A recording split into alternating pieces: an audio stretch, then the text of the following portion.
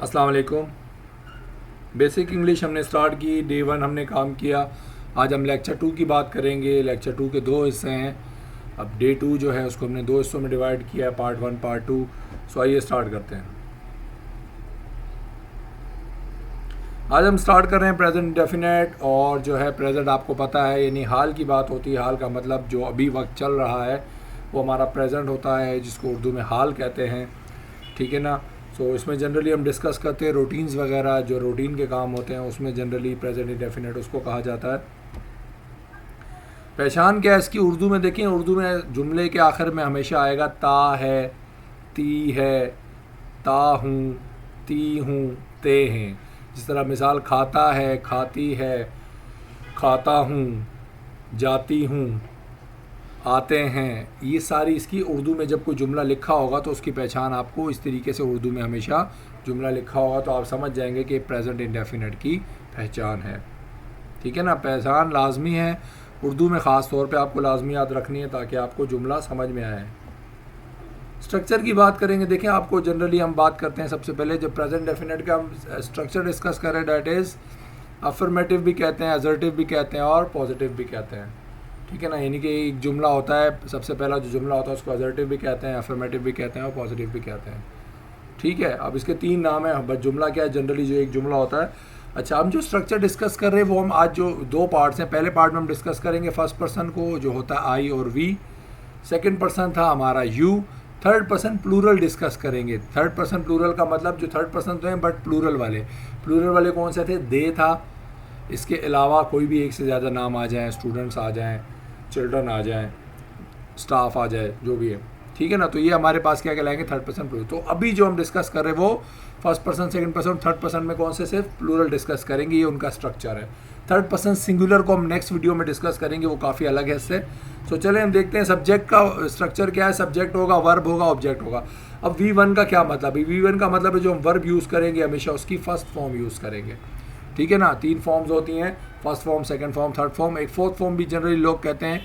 Fourth form क्या होती है? फर्स्ट फॉर्म में अगर ING आप प्लस कर दे तो वो क्या बन जाती है?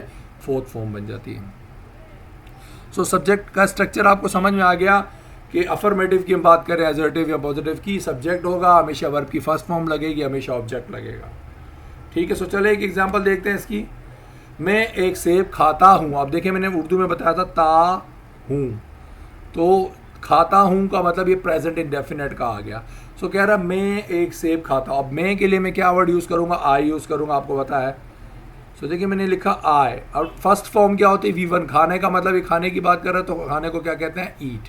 तो मैंने लिखा आई, ये आ गया सब्जेक्ट, ईट आ गया आपके पास वर्ब की फर्स्ट फॉर्म, एन एक आर्टिकल है फिलहाल, जनरली एक है इसलिए एप्पल के साथ एन लिखते हैं, और एप्पल क्या आपका ऑब्जेक्ट आ गया। सो इसका जुमला बन गया अफर्मेटिव या असर्टिव, जिसको आप कहते हैं, ये नॉर्मल जुमला जो होता है neutral. That is I eat an apple. मैं एक सेब खाता हूँ।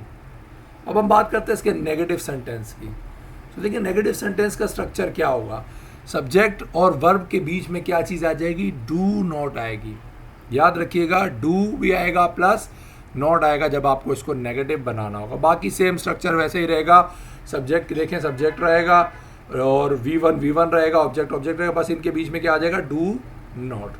सो मान लीजिए जिस तरह इसकी उर्दू क्या होगी? मैं एक सेब नहीं खाता हूँ।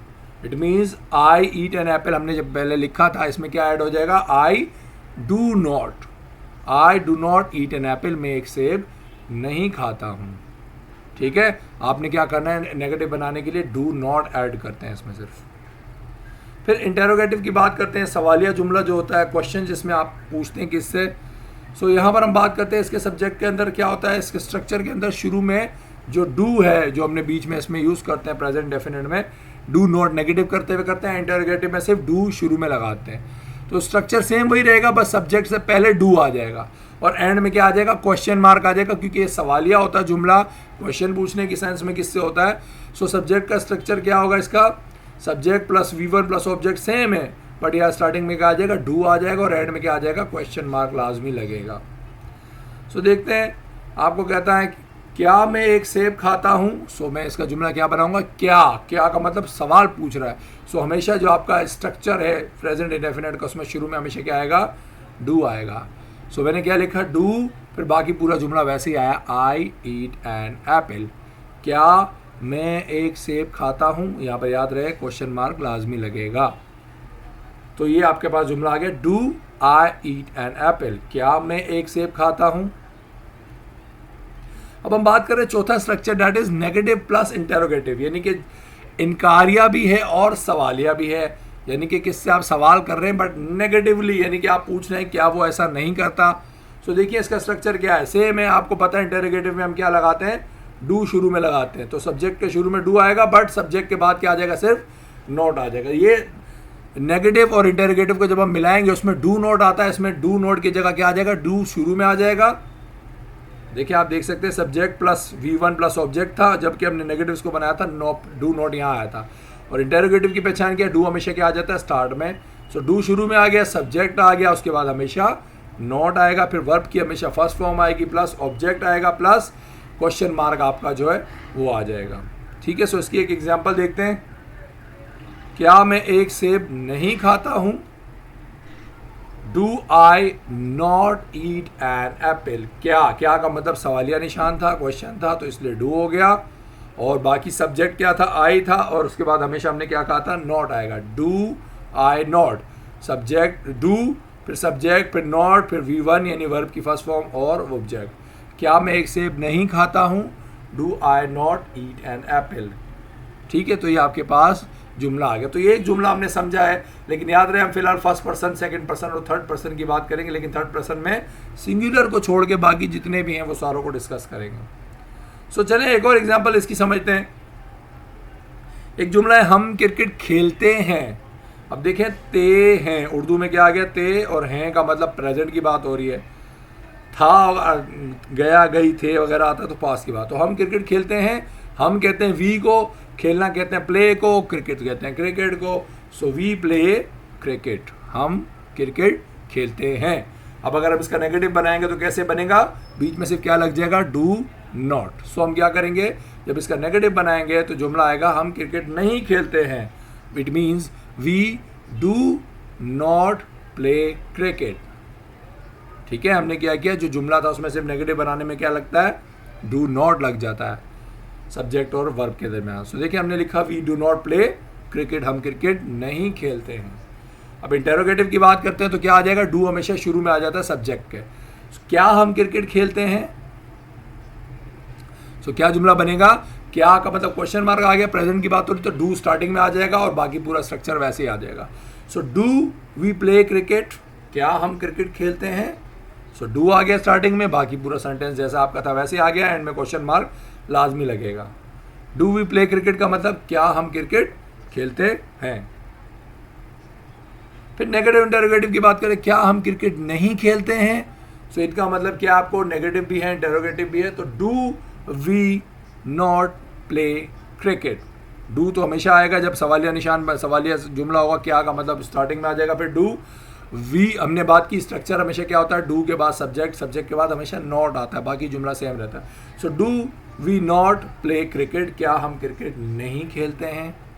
सो क्वेश्चन मार्क लाजमी आएगा। ये हो गई दूसरी एग्जांपल। ये हमने एग्जांपल डिस्कस की फर्स्ट पर्सन की दो, अब सेकंड पर्सन की भी एक देख लेते हैं। आप टीवी देखते हैं, आपका मतलब जनरली यू कहते हैं, एंड टीवी देखने के लिए वर्ड यूज होता है वॉच। ठीक है, यू वॉच टीवी, आप टीवी देखते हैं। याद रहे वॉच का लफ्ज यूज होता है जब आप टीवी देख रहे होते हैं। ठीक है, आप टीवी देखते हैं, यू वॉच टीवी, आप टीवी नहीं देखते, you do not watch TV. ठीक है, समझ आ रही है। हमेशा क्या करना है आपको, नेगेटिव बनाने के लिए बीच में जुमले के क्या लगाना है, डू और not. So you do not watch TV का मतलब आप टीवी नहीं देखते हैं। फिर इंटेरोगेटिव का मतलब क्या है, शुरू में क्या आ जाएगा, डू, क्या आप टीवी देखते हैं। सो स्टार्टिंग में हम क्या लगाएंगे, डू, फिर यू वॉच टीवी, जो जुमला था यू वॉच टीवी, उसमें शुरू में सिर्फ क्या लगा देंगे, डू लगा देंगे और क्वेश्चन मार्क लगाएंगे। So do you watch TV, क्या आप टीवी देखते हैं।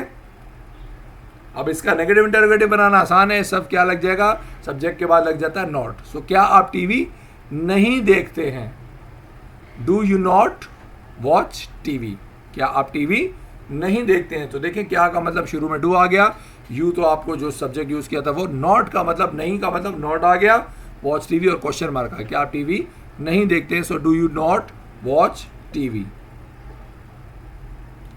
अब हम मजीद बात करते हैं इसके अलावा, एक और जुमला डिस्कस करते हैं and that is third person हम यूज कर रहे हैं प्लूरल के तौर पे। थर्ड पर्सन प्लूरल में हमारे पास फिलहाल एक अवेलेबल होता है दे। अब ये बात कर रहे हैं वो पानी में तैरते हैं। अब वो पानी में तैरते हैं, अब ये वो कौन है, मतलब ये एक लड़का है, एक लड़की है, या एक से ज़्यादा लोग हैं। तो देखिए तैरते हैं का मतलब एक नहीं है, एक से ज़्यादा लोग हैं, चाहे वो लड़के हैं चाहे वो लड़कियां हैं। सो वो पानी में तैरते हैं, तो एक से ज़्यादा लोग जब वो आ जाते हैं, हमने लेक्चर नंबर 1 में डिस्कस किए सारी चीज़ें, दे क्या होता है, ही क्या होता है, शी क्या होता है। अगर किसी ने नहीं देखा तो सबसे पहले उस लेक्चर को देख लें। इन तमाम लेक्चर्स को आप सीक्वेंस से देखेंगे तो आपको हर चीज़ आसानी से समझ आएगी। बीच बीच से आप अगर लेक्चर मेरे देखेंगे तो आपको काफ़ी प्रॉब्लम होगी। सो बेहतर है लेक्चर नंबर 1 डे 1 करके अपने लगाया, डे 1 फिर डे 2 में अगर 2 लेक्चर होंगे तो डे 2A डे 2B इस तरीके से हो जाएगा। ठीक है, तो जुमला है वो पानी में तैरते हैं। सो वो के लिए आएगा दे। तैरने को कहते हैं स्विम और पानी कहते हैं वाटर को। So they swim in the water, वो पानी में तैरते हैं। इन द का मतलब में तैरते हैं। दे swim in the water means वो पानी में तैरते हैं। और अगर मैं इसको नेगेटिव बनाना चाहूं तो क्या लग जाएगा, डू नॉट, वो पानी में नहीं तैरते हैं। इसका क्या मतलब हुआ, they do not swim in the water. ठीक है, they do not swim in the water, वो पानी में नहीं तैरते हैं। ठीक है, अब हम बात करते हैं क्या वो पानी में तैरते हैं। तो क्या का मतलब शुरू में क्या आ जाएगा, डू आ जाएगा। क्या वो पानी में तैरते हैं, डू, फिर सब्जेक्ट जो था आपका दे था, स्विम इन द वाटर। तो इसका जुमला क्या बनेगा, do they swim in the water. क्या वो पानी में तैरते हैं, तो आपका जुमला बन गया do they swim in the water. इसके बाद लास्ट इसका जो है नेगेटिव इंटरोगेटिव, क्या वो पानी में नहीं तैरते हैं। तो उसका जुमला क्या बनेगा आपके पास, क्या वो पानी में नहीं तैरते, क्या का मतलब डू आ जाएगा और नॉट का मतलब नहीं का मतलब not. So do they not swim in the water, क्या वो पानी में नहीं तैरते हैं। तो देखिए ये तो मैंने आपको सिर्फ 4 जुमले समझाए हैं, और ये कौन सा है, प्लूरल की बात हो रही है, फर्स्ट पर्सन सेकंड पर्सन की बात की और थर्ड पर्सन की प्लूरल की। नेक्स्ट वीडियो में हम थर्ड पर्सन को डिस्कस करेंगे सिंगुलर्स के साथ, और उसका थोड़ा सा स्ट्रक्चर चेंज है, डू के बजाय वहाँ डज आ जाता है और वर्ब की फॉर्म में थोड़ी सी चेंजिंग होती है। वो क्या है वो तो हम समझेंगे, लेकिन आपको क्या करना है, देखिए मैं आपको रेगुलर बेसिस पे जो लेक्चर होगा उसके 4 से 5 एग्जाम्पल सॉल्व कराया करूँगा। आपका काम क्या है, आपका काम यह है कि आप उसको खुद अपने पास एक तो कॉपी में लिख लिया करें। दूसरी बात यह है कि कम से कम 15 से 20 जुमले, कम से कम 20 जुमले आप एटलीस्ट रोज़ाना के अगर बनाएंगे इन टेंसेस के, जो सीखेंगे रोज़ उनके 20-20 जुमले खुद से नए बनाएंगे, तो इंशाल्लाह गारंटेड है आप 60 डेज़ में तमाम की तमाम चीज़ें जो हम आपको सिखाना चाह रहे हैं सीख जाएंगे। अगर आप प्रैक्टिस नहीं करते तो फिर तो इसकी कोई गारंटी नहीं कि आप सीख सकेंगे, क्योंकि जब तक आप प्रैक्टिस नहीं करेंगे इसका फ़ायदा नहीं है। सो जो आज का आपने होमवर्क डिस्कस किया, हमने प्रेजेंट इंडेफिनिट का पार्ट 1 किया है, जिसमें हमने first person second person third person plural discuss किए। इनके आप कम से कम 20 जुमले अपने पास एक फेयर कॉपी बना लें, जिसमें जो मैं लेक्चर दे रहा हूँ ये तो आप लिखेंगे ही, इसके अलावा कम से कम 20 जुमले आप रेगुलर बेसिस पे लिखेंगे, प्रैक्टिस करेंगे, तो आपको ये ना सिर्फ समझ आएगा बल्कि हमेशा के लिए आप इसको दिमाग में आपके सेफ होता जाएगा, ज़हन-नशीन कर लेंगे। सो मेक श्योर ये होमवर्क है आपका, आप रेगुलर बेसिस पे होमवर्क करेंगे। जो भी मैं काम कराऊंगा उसको कोशिश कीजिए कॉपी में फेयर कर लीजिए। इसके अलावा लाजमी आप इसकी प्रैक्टिस कीजिएगा। कम से कम 20-20 जुमले अगर आप बनाएंगे तो इंशाल्लाह उम्मीद है आप इसको 100% एक्यूरेसी के साथ कर लेंगे। ठीक है।